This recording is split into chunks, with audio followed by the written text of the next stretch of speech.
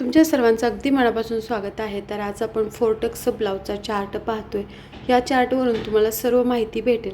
जर तुम्ही नवीन असाल, छातीची घडी कशी घालायची किंवा ती मापे कशी तयार करायची, कितीमध्ये किती मिक्स करायचं, प्रॉपर मापापासून किती एक्स्ट्राचं घ्यायचं आहे, ते सर्व काही या चार्टवरून कळेल.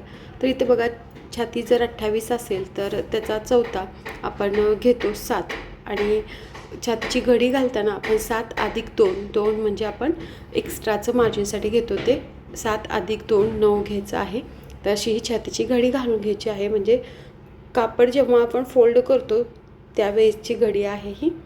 तर जर छाती 30 असेल तर त्याचा चौथा 7.5 येतो. तर इथं 7.5 + 2 घ्यायचं आहे आणि बरोबर आपल्याला इथं 9.5 घ्यायचं आहे. म्हणजे आपण जो कपडा फोल्ड करून घेतो त्याची घडी आपल्याला 9.5 घ्यायची आहे. 32 छाती असेल तर 32चा चौथा किती होतो तेवढा घ्यायचा. तर 32चा चौथा 8 येतो आणि घडी घालताना 8 मध्ये 2 आपण एक्स्ट्राचं करायचं आहे. म्हणजे इथं 10 आपण घ्यायचं आहे. आता जर छाती 34 असेल तर 34 / 4 करायचं. म्हणजे इथं 8.5 येतं. तर 8.5 मध्ये सुद्धा आपल्याला 2 ॲड करायचं आहे. तर तुम्ही नवीन असाल तर तुम्हाला समजलं नसेल की 2 कशासाठी, तर ते मार्जिनसाठी आहे. एक्स्ट्राचं जे कापड आपल्या ब्लाऊजमध्ये राहतं त्यासाठी ते आहे. म्हणजे तुम्ही जर काही दिवसांनी जाड वगैरे झाला तर तुम्हाला ते मार्जिन पाहिजे असतं. त्यासाठी आपण हे एवढं 2 इंच ठेवत असतो. छाती 36 असेल त्याचा चौथा 9 येतो. 9 मध्ये आपण 2 एक्स्ट्राचं करायचं आणि 11ची घडी घालून घ्यायची आहे. एकदम सोपा आणि बेसिक चार्ट आहे फ्रेंड्स. या चार्टवरून तुम्हाला सगळं काही सविस्तर समजेल. आता आपण छातीची घडी कशी घालायची ब्लाऊज कट करताना ते पाहतोय. ह्याच्यानंतर किती छाती असेल तर किती शोल्डर घ्यायचा, किती मुंडा घ्यायचा, टक्स किती अंतरावरती घ्यायचे ते सुद्धा पुढे बघणार आहोत.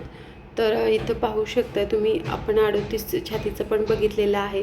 आता जर छाती 40 असेल तर त्याचा चौथा 10 येतो. तर 10 घ्यायचा आहे आणि नंतर त्याच्यामध्ये 2 आपण एक्स्ट्राचं करायचं आहे. म्हणजे 12 आपण छातीची घडी घालून घ्यायची आहे.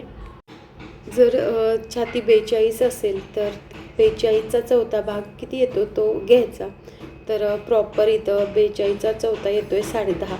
तर इथं 10.5 मध्ये 2 आपल्याला एक्स्ट्राचं घ्यायचं आहे. तुम्ही इथं 1.5 इंचसुद्धा घेऊ शकता, पण मी नेहमी 2 इंचच घेत असते. तर 12.5ची आपल्याला घडी घालून घ्यायची आहे. तर फ्रेंड्स, आता तुम्हाला परफेक्ट समजलं असेल की ब्लाऊज कट करताना आपण जे कापड फोल्ड करतो त्याची घडी नक्की आपल्याला किती अंतराची घ्यायची आहे. म्हणजे प्रॉपर छातीचा चौथा घेतल्यानंतर किती आपल्याला त्याच्यामध्ये ॲड करायचं आहे ते तुम्हाला ह्या चार्टवरून समजेल.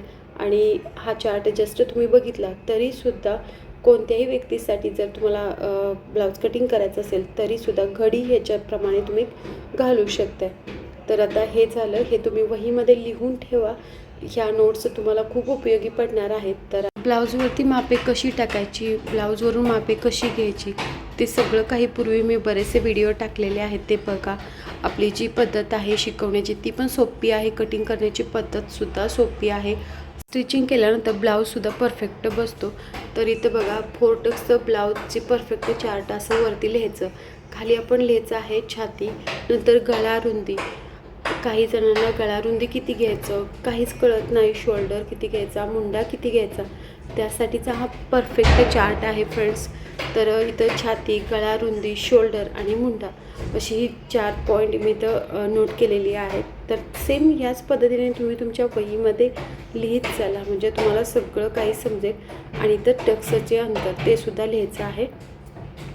तर हे टक्सचे जे अंतर आहे ते पुढच्या टक्सचे आहे, पाठीमागच्या टक्सच्या आपण नंतर हे झाल्यानंतर बघूया. छाती जर 28 असेल तर गळा रुंदी आपल्याला इथं 2.5 इंच, 2 इंच, 2.25 इंच यापैकी तुम्ही कोणतीही घेऊ शकता. तर हे 3 तुम्ही लक्षात ठेवा. 2.25 किंवा 2 इंच इथं गळा रुंदी घेऊ शकताय, 2.5 इंचसुद्धा घेऊ शकताय. तर बेसिक जे पॉईंट आहेत ते मी इथं लिहिलेले आहेत. माहिती सांगितली ती जर तुम्हाला लिहायची असेल तरी लिहू शकता.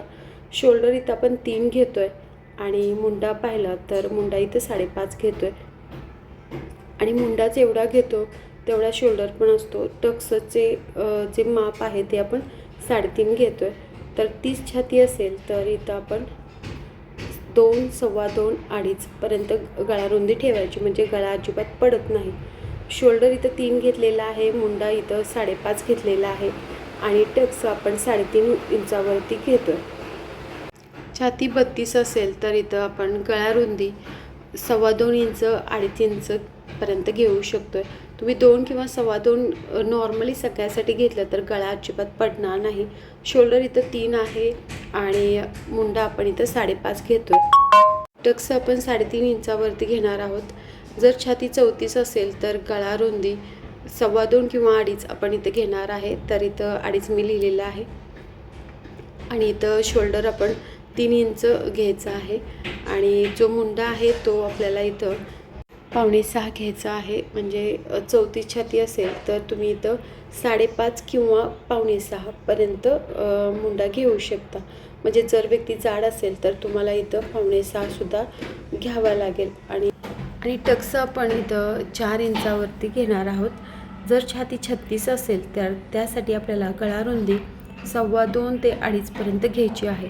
जर तुम्हाला वाटत असेल की तुमचा गळा पडू नये, पसरू नये, तर तुम्ही सव्वा 2 ते 2.5पर्यंतच गळा रुंदी घ्या. शोल्डर इथं 3 घेतलेली आहे आणि मुंडा इथं तेवढाच येणार आहे. मुंडा 5.25 इथं आपण घेणार आहोत आणि टक्स 4 इंचावरतीच येणार आहेत. जर 38 छाती असेल तर इथं गळा रुंदी 2.5 इंच घेतो आहे आपण आणि जो शोल्डर आहे तो 3 इंच. इथं आपण 5.25 मुंडा घेणार आहे आणि टक्सचे अंतरसुद्धा आपण इथं 4च घेणार आहे. जर छाती 40 असेल तर इथं आपल्याला गळा रुंदी 3.25 घ्यायची आहे. गळा रुंदी जेवढी तुम्ही कमी घ्याल तेवढं तुमचा ब्लाऊज व्यवस्थित बसतो, कारण की खालच्या साईडला तुम्ही कितीही पसरट करू शकता, पण वरती जास्त पसरट केलं तर गळा फाकतो. त्यासाठी गळा रुंदी नेहमी 2.5च ठेवण्याचा प्रयत्न करायचा. इथं मुंडासुद्धा 6 आहे आणि टक्सचे माप 4.5वरती घ्यायचं आहे. 42 छाती असेल तर इथं गळा रुंदी आपण इथं 3.25 घेतो आहे आणि 40ला सुद्धा आपण 3.25च घेतलेली आहे. 3.25 किंवा 3 घ्यायची आहे. तर शोल्डर इथं आपण 3.5 घेतो आहे आणि मुंडा पाहिला तर आपण इथं 6 इंच किंवा 6.5 इंच आपण इथं मुंडा घेणार आहोत आणि जे टक्सचे माप आहे ते पण आपण 4.5 इंचावरतीच घेणार आहोत. आणि जर छाती 44 असेल तर इथं आपल्याला गळा रुंदी 2.25 किंवा 3 इंच घ्यायची आहे आणि शोल्डर आपण इथं 3.5च घ्यायचा आहे.